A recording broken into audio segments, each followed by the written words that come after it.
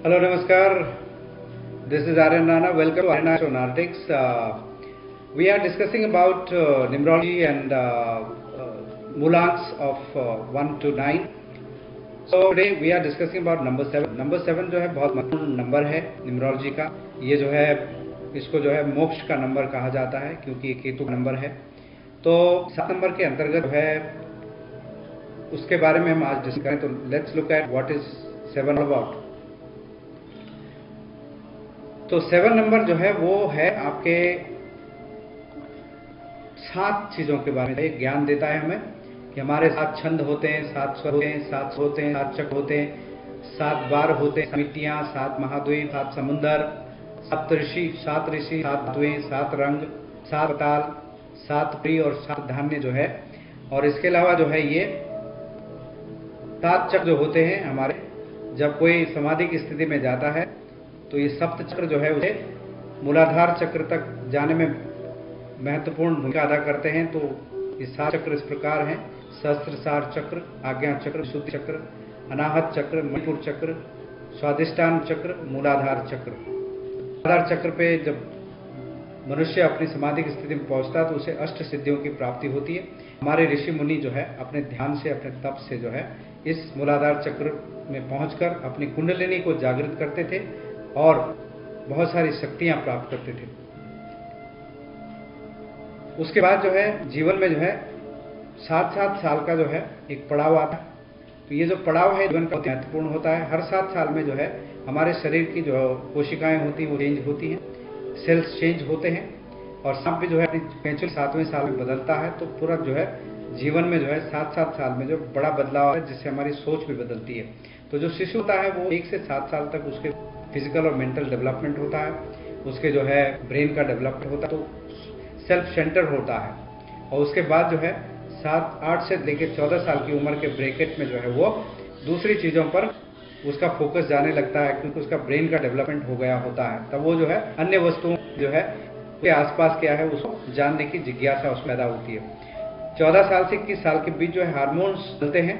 तो उसके बाद जो है व्यक्ति का जो फोकस है वो जो है आसक्ति जो है वो महिला है तो पुरुष में, पुरुष लड़के है तो लड़की में, लड़का तो लड़की में जो है, क्योंकि वो हार्मोनल चेंज होते हैं तो उसकी वजह से जो है वो एक बड़ा बदलाव वहां पर आता है। और उसके बाद जो है 21 से 28 का जो ब्रैकेट है उसमें जो है पड़ाव है, तीसरा पड़ाव। उसमें जो है व्यक्ति, क्योंकि उसकी एनर्जी लेवल बहुत हाई लेवल की होती है, हाईएस्ट लेवल की होती है, जैसे वो उबलता है उस तरह से रहता है। तो ऐसा उस समय जो है जीवन में टेक ऑफ करने का जो है टेक ऑफ करने की उम्र होती है कि आपका जो प्लेन है वो टेक ऑफ करेगा और आप अपने जीवन में बड़े बड़े सपने देखते हैं, बड़े अपने लिए जो है निर्धारित करते हैं।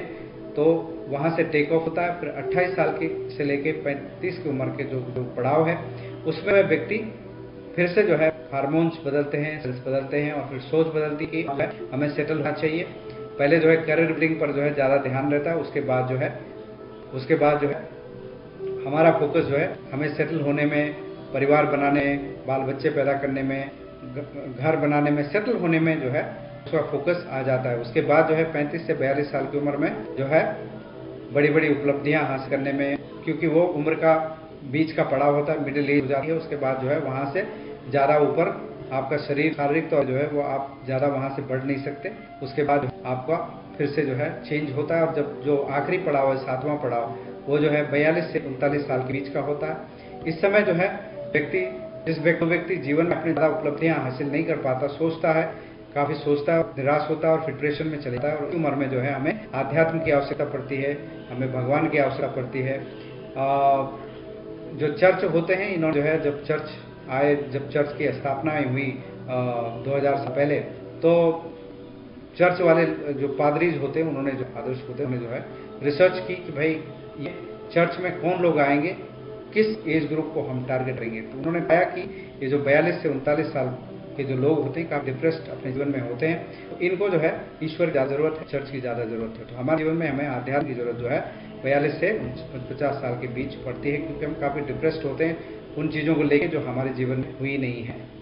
तो ये साइकिल होते हैं हमारे जीवन के जो 7-7 साल के पड़ाव हैं। और फिर वापस जो है उसके बाद नया साइकिल शुरू होता है जब हमारे बच्चों के भी बच्चे हो जाते हैं, उनकी शादी वादी करते हैं, तो उसके बाद हमारा फोकस अपने पर से हट के फिर से चले जाता है। तो उस तरह से जीवन चलता रहता है 7-7 साल के साइकिल के साथ। उसके बाद जो है 7 बार होते हैं। तो संडे जो है, संडे को इतवार कहते हैं। इतवार का मतलब संडे जो है सूर्य का वार है, रविवार है। सूर्य जो आत्मा के कारक ग्रह हैं, उनके बिना जो है इस धरती पर जो है जीवन संभव नहीं है। तो आत्मा के कारक, तो एतवार जो है अति आवश्यक है हमें जीवन में। एतवार का मतलब विश्वास।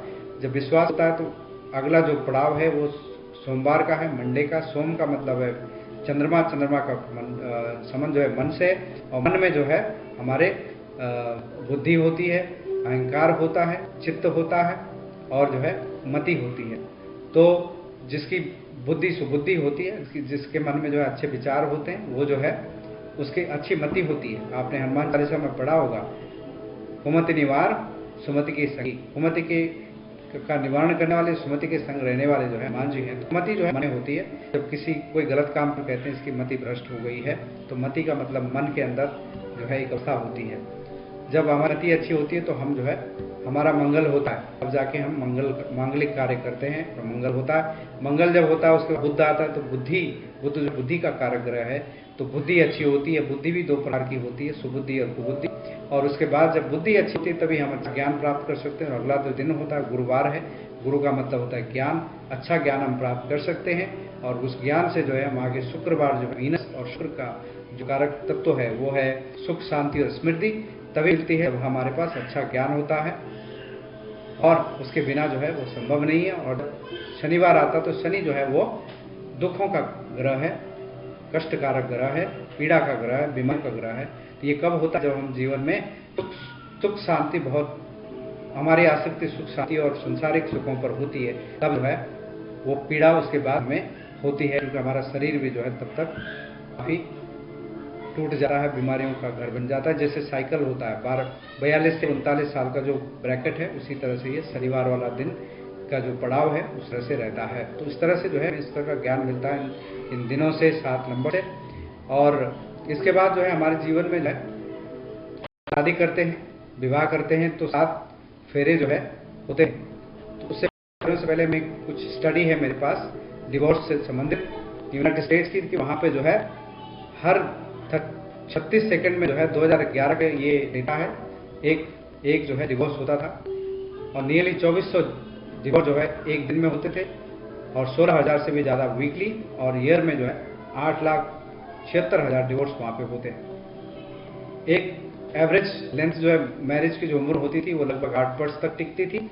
और जो पहली मैरिज जो है जिसका डिवोर्स सेपरेशन होने वाला होता था, वो जो है 5 साल में जो है 20% हो जाती थी, और 10 साल में जो है 33% लोग डिवोर्स ले लेते हैं वहाँ पे। उसके बाद जो है एवरेज एज जो है लोगों की जो डिवोर्स लेते थे 30 ईयर्स की थी। और ऑन एन एवरेज जो है ये जो है लगभग 2 साल ये सोचने में बिताते थे कि कब वो डिवोर्स लेंगे, और उसके बाद जो है 3 साल ये सोचने में कि उनको वापस शादी करनी है। और उसके बाद जो है 3 साल के बाद जो है डिवोर्स के बाद जो है फिर से वापस शादी भी करते हैं। और 6% लोग ऐसे हैं जो वापस उसी व्यक्ति से शादी करते हैं जिनसे उन्होंने डिवोर्स लिया है। तो जो ये स्टडी है वहाँ की, ये काफ़ी जो है अचंभित कर सकती है हम हिंदुस्तानियों को। हमारा यहाँ कल्चर अलग है। हमारे यहाँ जो है 1000 शादियाँ होती तो उसमें से लगभग 12-13 ही डिवोर्स होते। तो कितना कम जो है डिवोर्स रेट है यहाँ पर। आप समझ सकते इसके कारण क्या है? इसके कारण सिर्फ ये नहीं है कि जैसे हमें बताया जाता है कि फिनेंशियली इंडिपेंडेंट नहीं है लेडीज़, और फिर उनके पास में एजुकेशन अच्छी नहीं है, या वो खुले ओपन माइंडेड नहीं है। हालांकि अब जो है समाज बदल रहा है, और हम काफ़ी कुछ जो है वेस्टर्न कल्चर को अपना रहे हैं, और जिसकी वजह से जो है समाज में इस तरह की विकृतियाँ आ जरूर रही हैं। लेकिन जो हमारी जो शादियाँ इतनी लंबी टिकती है, उसके कारण जो है हमारे 7 फेरे हैं और 7 वचन जो लेते हैं, या फिर हमारे धर्म संस्कार है। धर्म संस्कार नहीं है तो कुछ नहीं है जीवन में। तो धर्म संस्कार का मतलब है, एक कोट मैं आपको बताता हूँ। यहाँ पे एक कोट मेरे सामने आया है, जिस गांव में बारिश न हो वहाँ की फसलें खराब हो जाती हैं, और जिस घर में धर्म और संस्कार न हो वहाँ की नस्लें खराब हो जाती हैं। ये जो कोट है काफ़ी विचारणीय कोट है कि जो है हमें जो है अपने घरों में, अपने परिवार में, अपने बच्चों को धर्म संस्कार देने चाहिए, धर्म की शिक्षा उन्हें देनी चाहिए, ताकि जो वो सही मार्ग पर चलते रहें। और सही मार्ग वही है जो हमें मोक्ष का मार्ग प्रदान करे। और 7 नंबर में हम बताएंगे कि क्यों ये मोक्ष का मार्ग जो है 7 नंबर से केतु के द्वारा होता है। तो जब शादी करते हैं तो उसमें 7 फेरे लेके 7 वचन हम देते हैं वधू को, नहीं तो वधू जो है जब आपकी पत्नी बनती है तो यदि आप कभी तीर्थ यात्रा में जाओ मुझे साथ लेकर जाना, कोई व्रत उपवास करेंगे या धार्मिक कार्य करते हैं तो उस समय जो है मुझे साथ में रखेंगे, यदि वचन दें तो मैं आपके वाम अंग आना स्वीकार करती हूँ। वाम अंग जो है, जो बायां अंग होता है वो होता है, तो वो बायां अंग जो है लक्ष्मी माता का होता है। आपने शिव जी का अर्धनारीश्वर स्वरूप देखा होगा, तो एक तरफ स्त्री है और इस तरफ पुरुष है, तो ये जो है आधी जो है हमारा शरीर स्त्री का, तो ये अभिन्न अंग है हमारे जीवन का। डिवोर्स क्या लेना, ये जो हम वादे करते हैं इन्हें निभाना चाहिए हमें। दूसरा वाला जो है, आप जिस तरह अपने माता पिता का सम्मान करते हैं उस तरह से मेरे माता पिता का भी हमेशा सम्मान करेंगे और परिवार की मर्यादा का निर्वाह करते हुए ईश्वर की भक्ति और धर्म अनुष्ठान करते रहेंगे। यदि आप ये वचन देते हैं तो मैं आपके वाम अंग आना स्वीकार करती हूँ। कितनी इंपॉर्टेंट बात है। उसके बाद जो है तीसरा जो है, मुझे वचन दें कि जीवन की तीनों अवस्था, जो युवावस्था है, प्रौढ़ावस्था है, वृद्धावस्था में है, आप मेरा लालन पालन करेंगे और अगर मुझे कुछ बीमारी हुई तो उसमें भी आप मेरी सेवा करेंगे और मुझे जो है तभी जो है मैं आपके वाम अंग आना स्वीकार करूंगी। ये वादे हम करते हैं, लेकिन कितनी बार हम इन्हें निभा पाते हैं इस बात का मनन हमें अवश्य करना चाहिए। उसके चौथा वचन है वो ये होता है कि अपने नए कुटुंब की सभी जरूरतों की पूर्ति का भार वाहन करने की प्रतिज्ञा अगर आप करें तो मैं आपके वाम अंग आना स्वीकार करूंगी।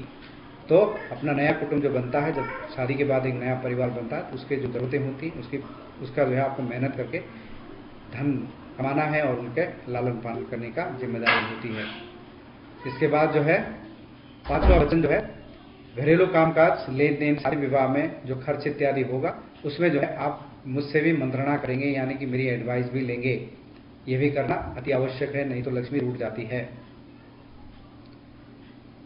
इसके बाद जो है, यदि मैं अपने सखी सहेलियों के साथ हूं तो उनके सामने आप मेरा किसी प्रकार से अपमान नहीं करेंगे। तो हमारे धर्मशास्त्र कहते हैं कि हमें कभी भी महिला अपमान नहीं करना चाहिए, पत्नी का भी अपमान कभी नहीं करना चाहिए, किसी के सामने भी हो उनका अपमान करना ही नहीं चाहिए।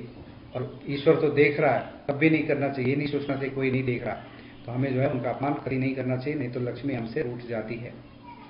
और सातवां जो है अति महत्वपूर्ण है, पराई स्त्री को माता के समान समझेंगे और पति पति के आपसी स्नेह के बीच किसी अन्य को नहीं लाएंगे तो मैं आपके वाम अंग आना स्वीकार करती हूँ। ये सबसे बड़ी शर्त होती है। मैंने नंबर 4 मूलांक का जब वर्णन दिया था तो उसमें कहा था कि 4 स्त्रियां होती हैं, भगवान ने 4 ही स्त्रियां बनाई हैं, वह है माता, पत्नी, बहन और बेटी। इसके अलावा 5वीं कोई स्त्री होती नहीं है जीवन में। और जो है 5वीं स्त्री का संग करते हैं वो चरित्रहीन लोग होते हैं, उनके चरित्र खराब होते हैं। हम जो है मर्यादा पुरुषोत्तम भगवान राम की पूजा करते हैं और वहीं जो है अमर्यादित रावण का पुतला जलाते हैं। क्यों जलाते हैं? क्योंकि रावण को जो है अपने मन पर कंट्रोल नहीं था, संयम नहीं था, उसके अंदर इतना महान ज्ञानी और इतना महान शक्तिशाली मनुष्य होने के बावजूद तो उनको हम आज भी धिक्कारते हैं, क्योंकि चरित्रहीन व्यक्ति को कोई पसंद नहीं करेगा, कोई उसकी इज्जत नहीं करेगा। आपकी पत्नी भी नहीं करेगी, हमारी पत्नी कोई करेगी नहीं। तो हमें उस बात का ध्यान रखना है कि हमें जो है अपना चरित्र अच्छा बना के रखना है, नहीं तो हमसे लक्ष्मी रूठ जाएगी और जीवन जो है बहुत कष्टमय हो जाएगा। जिस तरह रावण का समूल नाश हुआ है उसी तरह से ऐसे व्यक्तियों का भी नाश हो जाता है जो 4 स्त्रियों के अलावा किसी 5वीं स्त्री का संग करते हैं। तो जो है जीवन में सिर्फ 4 स्त्रियां महत्वपूर्ण है, माता, पति, बहन और बेटी। अपने से कम उम्र की बेटी मानो, अपने से अपनी हम उम्र की है तो उसे बहन मानना चाहिए, और अपने से बड़ी उम्र की जो लेडीज़ हैं उन्हें जो है हमें अपनी माताओं के रूप से देखना चाहिए। और पत्नी जो है सिर्फ एक होती है। हिंदू धर्मशास्त्र में जो है अन्य पत्नियों के लिए कोई जगह नहीं है, भगवान ने इसी रीत बनाई है। इसका जब हम उल्लंघन करते तो उसका दंड हमें बहुत भुगतना पड़ता है, बहुत महंगा पड़ता है। अब जो है हम बात कर लेते हैं केतु के 7 नंबर की। तो इस 7 नंबर का जो साइकिल है उसकी बात हमने कर ली। अब जो है 7 नंबर जो केतु का है, तो केतु जिन व्यक्तियों का जो है जन्म जो है 7 तारीख, 16 तारीख और 25 तारीख होता है, उनका मूलांक होता है 7, और 7 मूलांक वाले व्यक्तियों पर जो है केतु का प्रभाव होता है। केतु की जो इमेज है वो आपके सामने है। केतु का धड़ है, सिर नहीं है। सिर जो है वो राहु है और धड़ जो है केतु है। तो जो हमारे नीचे का हिस्सा होता है इसमें काफ़ी भावनाएं होती हैं, इसमें जो है हमारा हृदय होता है, अच्छे कर्म करने की शक्ति होती है। जो ऊपर का हिस्सा होता है वो दिमाग है, और दिमाग जो है विचारों से बनता है और विचार जो है अस्थायी नहीं होते।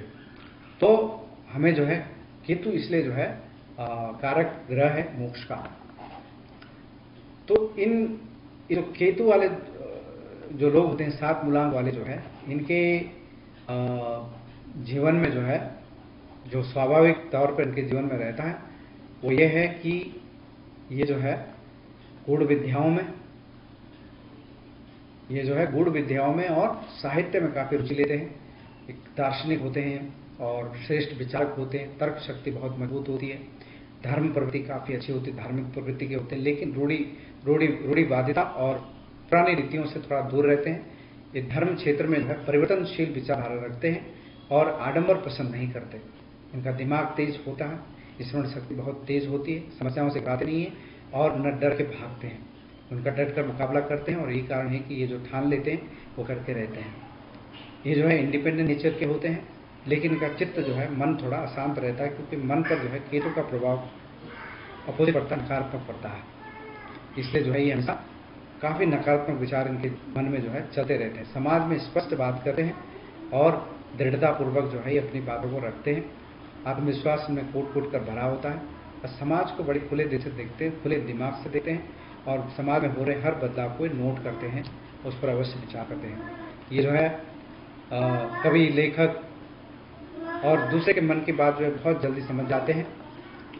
इनका दाम्पत्य जीवन जो है काफ़ी सुखी रहता है, लेकिन प्रेम समझ ज़्यादा टिकाऊ नहीं होते, क्योंकि ये जो है आध्यात्मिक नंबर है। ये गलत बातों को बढ़ावा नहीं देता। आपके स्वतंत्र विचार जो है उसमें जो है प्रेम में जो है दिखावा बिल्कुल पसंद नहीं करते। परिवार और समाज के संबंध में जो है इनके अच्छे विचार होते हैं। ये अपने भाइयों से अच्छा वो रखते हैं, मित्रता रखते हैं, और लेकिन इनके रिश्ते मित्रता थोड़ी अस्थायी नहीं होती, क्योंकि इंडिपेंडेंट नेचर के होते हैं। तब इनका नेचर जब पसंद नहीं आता किसी को तो वो फिर मित्रता टूट जाती है। माता पिता के विचारों से भले ही सहमत ना हो, लेकिन उनकी ये इज्जत करते हैं, उनका ख्याल रखते हैं और उनके बारे में बहुत सोचते हैं। आर्थिक स्थिति जो है लोग की काफ़ी अच्छी होती है, क्योंकि अपने परिश्रम से काफ़ी धन कमाते हैं, उसी के अनुरूप खर्च भी करते हैं। ये जो है दान पुण्य आदि में ज़्यादा खर्च करते हैं, क्योंकि मोक्ष की प्राप्ति करना इनका जीवन का मुख्य लक्ष्य होता है। इनके शारीरिक तौर पर जो है थोड़े से कमज़ोर होते हैं। इनको जो है पेट की बीमारी हो सकती है, मानसिक बीमारी हो सकती है। जैसे मैंने कहा केतु का जो है मन पर जो है ज़्यादा प्रभाव होता है, तो डिप्रेशन के शिकार हो सकते हैं। ब्लड प्रेशर हाई हो सकता है, त्वचा रोग हो सकता है, स्किन का जो रोग होता है, नज़र इनकी कमज़ोर हो सकती है। उस तरह की जो है इन्हें प्रॉब्लम का आमना सामना करना पड़ता है। शिक्षा के प्रति जो है इनकी काफ़ी रुचि होती है और ये शिक्षा को बहुत अलग दृष्टि से देखते हैं और कुछ न कुछ पढ़ाई की हमेशा तलाश में रहते हैं। लेकिन इनकी जो प्राथमिक जो शिक्षा होती है वो शारीरिक कमजोरी की वजह से जो है कभी कभी बाधित हो जाती है, लेकिन माध्यमिक उच्चतर जो शिक्षा होती है उसमें कोई दिक्कत ज़्यादा नहीं आती है। इनको जो है विदेशी भाषा सीखना, विदेश घूमना, विदेश में निवास करना अच्छा लगता है। और इनकी जो मूल प्रवृत्ति होती है वो जो है अकल्ट साइंस में या गुप्त विद्या में जो है ये काफ़ी उसको पढ़ना और जानना पसंद करते हैं। इनके अंदर जो है आवेशनात्मक बुद्धि होती है, जो रिसर्च का कार्य बहुत अच्छा करते हैं। इंट्यूशन पावर भी इनकी बहुत अच्छी होती है। इसलिए जो है ये इनका जो कार्य क्षेत्र है ये जो अपनी कल्पना शक्ति और अभिव्यक्ति कुशलता के होते हुए जो है उससे लेखक, दार्शनिक, आध्यात्मिक गुरु, कवि, इसके अलावा ज्योतिषी, अध्यापक, सरकारी अधिकारी, न्यायाधीश, सलाहकार, गाइड इत्यादि ये इस क्षेत्र में अच्छा काम कर सकते हैं। अच्छे परामर्शदाता हो सकते हैं। एजेंट होते हैं, जैसे इंश्योरेंस एजेंट हो गए या मार्केटिंग लोग होते हैं। इनकी इच्छा सहन शक्ति काफ़ी मजबूत होती है। इन्हें यात्रा करना अच्छा लगता है और मार्केटिंग का कार्य भी इनके लिए काफ़ी अच्छा रह सकता है। इनकी जो कमजोरियां हैं वो जो है ये सलाह अच्छी देते हैं, लेकिन सलाह पर काम करते नहीं है। कभी कभी जब ज्ञान की कमी होती है तो ये जो है इनकी बड़ी कमजोरी बन सकती है। ये जो है जल्दी क्रोधित हो जाते हैं और इनके काम बिगड़ सकते हैं और बात पर ये झगड़े पे उतारू हो जाते हैं और कभी कभी जो है फैसले लेने में काफ़ी देर करते हैं। तो इनको इन कमियों को दूर करना चाहिए। और अगर किसी का 7 नंबर केतु खराब है तो उन्हें जो है केतु की उपासना करनी चाहिए। भगवान गणपति इनके आदि देवता हैं। ओम गणपते नमः इस मंत्र का जाप करना चाहिए और जो है हनुमान जी की उपासना करनी चाहिए। हनुमान चालीसा का नित्य पाठ करेंगे तो आर्थिक समृद्धि, मान सम्मान, यश की प्राप्ति होगी। धूम्रपान और शराब का सेवन बिल्कुल नहीं करना चाहिए, क्योंकि केतु मोक्ष के कारक ग्रह हैं। अगर ऐसा करते हैं तो कोई व्यसन रखते हैं तो उससे जो है मोक्ष और मुक्ति के द्वार ईश्वर बंद कर देते हैं। तो मोक्ष प्राप्ति के लिए ज़रूरी है कि हमारी आदतें अच्छी हों और हमें जो है धर्म का अच्छा ज्ञान हो और हमें जो संस्कार अच्छे मिले हुए हों। इनके लिए जो है शुभ दिशा जो ईशानपूर्ण होती है, सुधातु गोल्ड है और 1, 2, 3, 5, 7, 9 अंक मूलांक वाले लोग इनके अच्छे मित्र हो सकते हैं। 7, 16, 25 तारीख जो है इनके शुभ रहती हैं। इनके लिए हल्का पीला रंग, काफरी रंग जो है इनके लिए शुभ रहता है। और जो महीना होता है जुलाई, अप्रैल और अगस्त का इनके लिए शुभ होता है। सोमवार, मंगलवार, बुधवार, शुक्रवार इनके लिए शुभ दिन होते हैं। और जो साल इनके लिए अच्छा रहता है वो है 7 नंबर वाला, जिसे 2023 आएगा, ये इनके लिए शुभ दिन, शुभ वर्ष होगा। तो इस एपिसोड पे इतना ही। बहुत बहुत धन्यवाद आपका। अपना ख्याल रखें और जो है चैनल को जरूर सब्सक्राइब करें। Thank you so much. Have a nice time.